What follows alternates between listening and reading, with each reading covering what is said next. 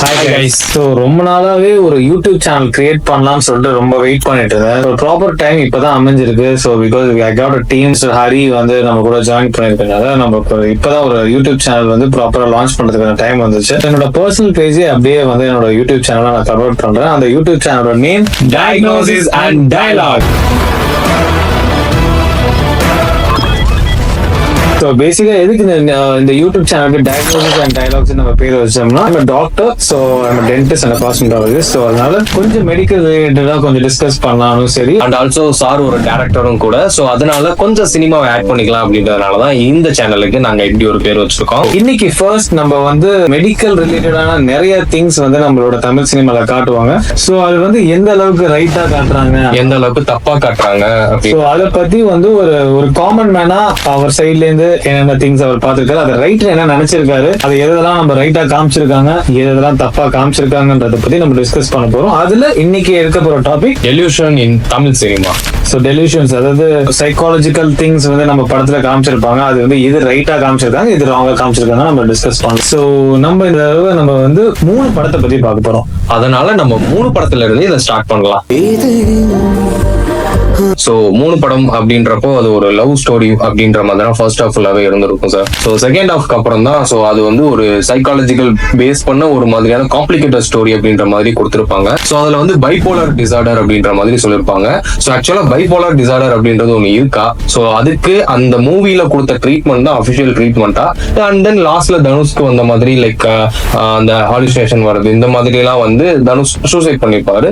So இந்த மாதிரி தான் இருக்குமா பைபோலார் டிசார்டர் வந்தா? இது ஆக்சுவலா உண்மையா பொய்யா? ஸோ பேசிக்கா வந்து அந்த படத்துல வந்து பைபோலார் டிசார்டர்னு அவங்க வந்து காமிச்சிருப்பாங்க. பட் ஆனா எந்த சைக்காலஜிஸ்ட் ஆர் சைக்காட்ரிஸ்ட் நீங்க கேட்டீங்கனாலுமே ஒரு 100 பேர்த்துல 30 பேர் வந்து பைபோலரா தான் இருப்பாங்க. அதாவது ஒரு சந்தோஷம் வந்து அவங்க எக்ஸ்ட்ரீமா சந்தோஷமா இருப்பாங்க, அதே மாதிரி ஒரு சோகம் வந்தீங்கன்னா எக்ஸ்ட்ரீமா சோகமா இருப்பாங்க. சார் அப்ப நான் கூட கொஞ்சம் பைபோலார் தான் நினைக்கிறேன். அது ஆமா, அப்படி இருக்கிறது ஒன்றும் பெரிய ப்ராப்ளமே கிடையாது. அது வந்து அவங்களோட சோசியல் லைஃபை வந்து பாதிச்சா மட்டும் அதுக்கான ட்ரீட்மெண்ட்ஸ் நீங்க வந்து ஒரு சைக்காலஜிஸ்டோ ஒரு சைக்காட்ரிஸ்டோ நீங்க போய் மீட் பண்ணி நீங்க பாத்துக்கலாம். பட் அந்த படத்துல அவங்க காமிச்சது பைபோலர் டிசார்டர் கிடையாது.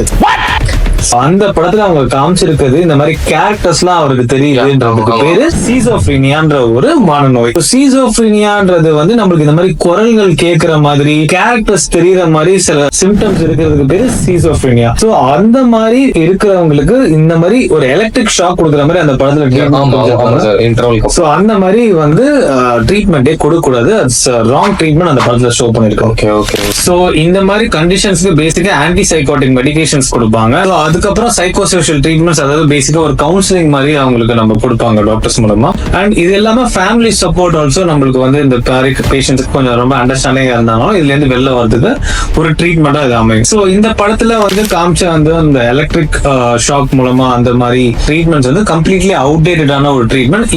இதுக்கான ரெஃபரன்ஸை வந்து நம்ம இந்த டிஸ்கிரிப்ஷன்ல நம்ம மென்ஷன் பண்றோம். சோ நீங்க வந்து ஃப்ரீயா இருக்கும்போது செக் பண்ணி பார்த்துக்கோங்க. அப்போ ஃபேமிலி தான் ஒரு ட்ரீட்மெண்ட் கொடுக்குறாங்க அப்படின்னா, ஸோ அந்த மூவில வந்து லைக் தனுஷ் வந்து அவங்க ஃபேமிலி அந்த ஒய்ஃப் கூட டைம் மேக்ஸிமம் ஸ்பெண்ட் பண்ணியிருந்தாலே ஸோ அந்த டிசீஸ்ல இருந்து வெளில வந்திருக்கலாம் அப்படின்னு சொல்ல வரீங்க சார்? ஸோ அந்த படத்துல வந்து அவருக்கு அந்த நோய் இருந்தது மாதிரி அவர் தெரிஞ்சு கூடாதுன்னு காமிச்சிருப்பாரு. ஸோ அந்த மாதிரி கொஞ்சம் ஃபேமிலி சப்போர்ட் இருந்துச்சுன்னா கொஞ்சம் ஈஸியா அவங்க வெளில வரதுக்கு ரொம்ப யூஸ்ஃபுல்லா இருக்கும். Okay sir. இப்போ 3 மூவில அந்த சிம்டம்ஸ் எல்லாம் காட்டியிருப்பாங்க, லைக் ஹாலுசினேட் ஆகிறது, அதிகமா கோவப்படுறது, அந்த மாதிரியான சிம்டம்ஸ் தான் லைக் இருக்குமா சார்? அது எப்படி கன்வே? அதான் அவங்க காமிச்சது பைபோலரா காமிச்சிருக்காங்க. பட் சீசோஃப்ரீனியால இருக்கிறவங்களுக்கு அதுதான் ஒரு மெயின் சிம்டம்ஸ். அந்த மாதிரி ஒரு ஹாலுசினேஷன் அவங்க டெஃபினட்டா வந்துட்டு இந்த மாதிரி குரல் கேட்கறது, அதுக்கப்புறம் கேரக்டர்ஸ் வந்து அவங்க கிட்ட இருக்கும். அது வந்து எப்படிப்பட்ட சிம்டமா இருக்கும்னா பாசிட்டிவா இருக்கும், நெகட்டிவா இருக்கும், ஒரு 2 பேருக்கும் மிக்ஸ்டா கூட இருக்கும். ஃபார் எக்ஸாம்பிளுக்கு வந்துட்டு அந்த படத்துல வந்து ஒருத்தனை போய் கொல்லு, நீ சூசைட் பண்ணிக்கோ அப்படின்னு நெகட்டிவ் சிம்டம்ஸ் அவருக்கு நிறைய காமிச்சிருப்பாங்க. ஆனா பாசிட்டிவ் சிம்டம்ஸ் லைக் வந்துட்டு ஃபார் எக்ஸாம்பிளுக்கு மக்களுக்கு போய் நல்லது செய், இந்த மாதிரி நீங்க கடவுள் வாய்ஸ் கேக்குது, நீ வந்துட்டு இன்னைக்கு நாள் நல்லா இருக்க போகுது, நீ தான் வந்து லீடர், இந்த மாதிரி ஒரு பாசிட்டிவ் சிம்டம்ஸும் சில பேருக்கு கேட்கும். இதுல இருந்து நம்ம அப்படியே இன்னொரு படத்துக்கு நம்ம ஜம்ப் பண்ணோம்னா கடவுள் பாதி மிருகம் பாதி கலந்து செய்த கலவைனா அந்த படத்துல நீங்க பாத்தீங்கன்னா கமல் சாருக்கு வந்து பாசிட்டிவ் சிம்டம்ஸும் கேட்டிருக்கும், நெகட்டிவ் சிம்டம்ஸும் கேட்டிருக்கும். அந்த கேரக்டருக்கு 2 இது லைக் சோ அதுல பாத்தீங்கன்னா வந்துட்டு அவங்க அம்மா வந்து கொஞ்சம் பாசிட்டிவா பேசுற மாதிரி, டாக்டர் வந்து பாசிட்டிவா பேசுற மாதிரி வரும். அப்புறம் வந்து அவங்களோட சித்தி வந்து அவங்களுக்கு நெகட்டிவான ஒரு வாய்ஸஸும் கேட்கும். சோ அந்த மாதிரி மிக்ஸ்டு சிம்டம்ஸும் இருக்கும். Okay. சோ அதுக்கு அந்த படத்துல நீங்க பாத்தீங்கன்னா அந்த படத்துல நீங்க கரெக்டா பாத்தீங்கன்னா கரெக்டான ஒரு ட்ரீட்மெண்ட் தான் கொடுத்திருப்பாங்க. சோ எப்படி சொல்றதுன்னா மெடிகேஷன்ஸ் மூலமாவும் அவருக்கு வந்து ஒரு கவுன்சிலிங் மூலமாவும் அண்ட் ஆல்சோ அந்த படத்துலயும் அவர் ஃபேமிலி விட்டு வெளியில இருக்கிறதுனாலதான் அவர் அதுல இருந்து வெளிலவே வந்திருக்க முடியாது. ஒருவேளை அவருக்கு வந்துட்டு ஒரு ப்ராப்பரா ஒரு ஃபேமிலி கூட இருந்து அவர் கூட இருந்திருந்தாருன்னா அவர் கூட ஒரு ஹாப்பி பிளேஸ் இருந்திருந்தாருன்னா அவருக்கு. சோ இதோட காசு இது எப்படி ஸ்டார்ட் ஆகுது? சோ அதுதான் அதுலதான் நம்ம முடிச்சோம். சோ இதுக்கு வந்து மன அழுத்தம் ஒரு மிக காரணம். சோ வந்துட்டு ஒரு ப்ராப்பரான ஒரு சைல்ட்ஹுட் அமையலன்னு வச்சுக்கோங்க. ஃபார் எக்ஸாம்பிள் ஆளாவந்தல்ல கிளியரா காமிச்சிருப்பாங்க அந்த காயின் சொண்டி விடும் போது மாறி இருந்துச்சா நான் அந்த பக்கம் நீ இந்த பக்கம் சொல்லுவேன். கண்டிப்பா. சோ ஒருவேளை இப்ப நந்து வந்து அந்த இடத்துல இருந்திருந்தாருன்னா டாக்ஸிக் என்வாயர்மெண்ட்ல இல்லாம இருந்திருப்பாரு. சோ அவர் அந்த பக்கமும் இவர் வந்து அவங்க சித்தி கிட்ட இருக்கும் போது அந்த கொடுமைகள்லாம் அனுபவிச்சு இவர் எந்த பக்கமும் இருக்கிறதுக்கு அது கிளியராவே ஒரு சூப்பராவே அந்த படத்துல வந்து ஒரு எக்ஸ்பிளைன் பண்ணிருப்பாங்க. That is Kamal sir. கண்டிப்பா சார். படம் எப்படிப்பட்ட படம்? என்னையும் தாண்டி நான் செத்ததுக்கு பிறகும் அந்த படம் உயிரோட இருக்கும்னா அதான் சக்சஸ். அப்ப எனக்கு ஒரு டவுட். சோ அன்னியன் படத்துல சோ ரெமோ அப்படின்றது ஒரு கேரக்டராகவும் அன்னியன் அப்படின்றது ஒரு கேரக்டராகவும் அம்பி அப்படின்றது ஒரு கேரக்டராகவும் இருக்கும். சோ அவருக்குள்ளே அவர் இமேஜின் பண்ணிக்கிறாரு. இப்போ அதுவும் சிசோபெனியா தானா? சோ அந்த வாய்ஸாலதான் அவர் அந்த கேரக்டரா மாறுறாரா? இல்ல இந்த மெடிக்கல் கண்டிஷன் கம்ப்ளீட்டா வேற அந்த மெடிக்கல் கண்டிஷன் கம்ப்ளீட்டா வேற. அது வந்து அந்த படத்துல கிளியரா காமிச்சிருப்பாங்க. மல்டிபிள் ஸ்பிளிட் பர்சனாலிட்டி டிசார்டர் அந்த படத்துலயுமே காசஸும் கிளியரா சொல்லியிருப்பாங்க. ஒரு விஷயம் அவங்களால அது முடியாத போது அது இன்னொரு கேரக்டராவே அவங்க இமேஜின் பண்ணி அவங்க கிட்ட இருக்கிற குறை ஃபுல்ஃபில் பண்ற மாதிரி அந்த இன்னொரு கேரக்டர் வந்து அப்படியே இமேஜின் பண்ணுங்க. சோ நந்தினி கிடைக்கல, நந்தினிக்கு எப்படிப்பட்ட ஆள்லாம் வேணுமோ அந்த கேரக்டராவே அந்த ரெமோ மாறி. சோ எந்த கேரக்டரா அவங்களுக்குள்ள ஒரு அழுத்தமா இருக்கும் அந்த கேரக்டராவே அவங்க மாறி. சோ அதுக்கு பேர் மல்டிபிள் ஸ்பிளிட் பர்சனாலிட்டி டிசார்டர். அது வந்து சிசோஃப்ரெனியா கிடையாது. சோ அதே படத்துல அந்த ட்ரீட்மெண்ட்டும் அதுதான் கரெக்டா காமிச்சிருப்பாங்க. அதுக்கும் இந்த மாதிரி சைக்கோ தெரப்பி மெடிகேஷன்ஸ் இந்த மாதிரி கொடுக்கணும். அதுலயும் வந்துட்டு எந்த எந்த விஷயத்துக்காக அந்த கேரக்டர் உருவாகிருக்கோ அந்த கேரக்டருக்கு தேவைப்படுறதுக்கு வந்துருச்சுன்னா அதே மாதிரி அந்த நோய் வந்து ஆட்டோமேட்டிக்கா. நீங்க இதை சொல்லும் போது எனக்கு இன்னொரு படமும் நான் வருது. சோ அதுதான் சந்திரமுகி. வந்து அந்த கேரக்டர் அட்மையர் பண்ணி நான் தான் அந்த கேரக்டர் நினைச்சு அதுவும் ஒரு கைண்ட் ஆஃப் மல்டிபிள்.